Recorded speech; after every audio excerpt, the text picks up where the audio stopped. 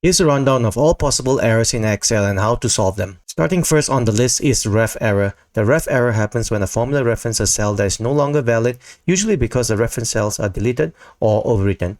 To mitigate this, use a sum function instead like this.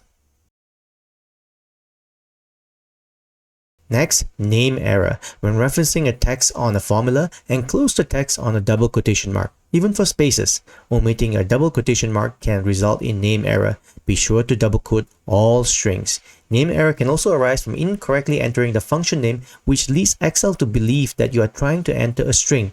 Make sure to use the built-in IntelliSense as you enter the function name by double-clicking on it or pressing the tabs on your keyboard to minimize typo error. Next in the list, the null error. This error arises from using the wrong range operator in the formula or trying to intersect a range that do not overlap. Make sure that the ranges are entered correctly.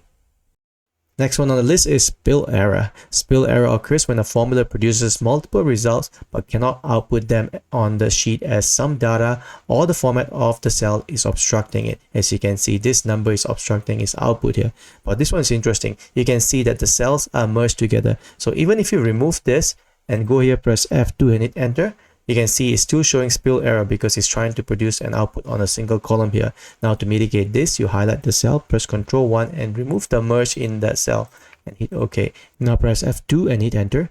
Now you can see that the spill error has been resolved. Next in my laundry list is the calc error.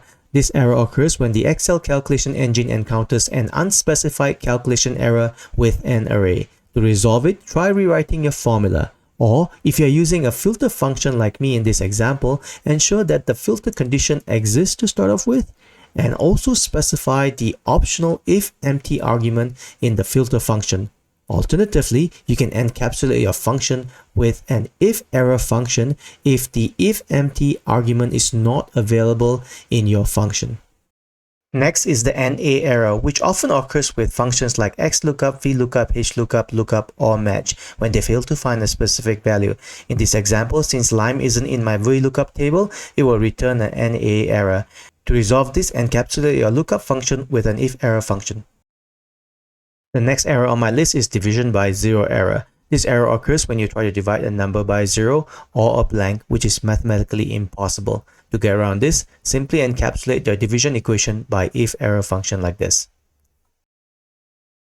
Next on my list is the value error, which occurs when there's something wrong with the cell you are referencing. The error is a general error and it sometimes can be hard to find the grassroots cause of it. For my example, it's pretty straightforward.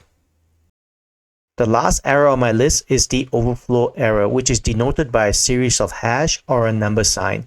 This is really not an error, but an indication that the content of the cell is too wide to be displayed within the column width. This typically happens with date, numbers, or text that exceed the column width. To resolve this, simply widen the column to fit the content or adjust the cell formatting.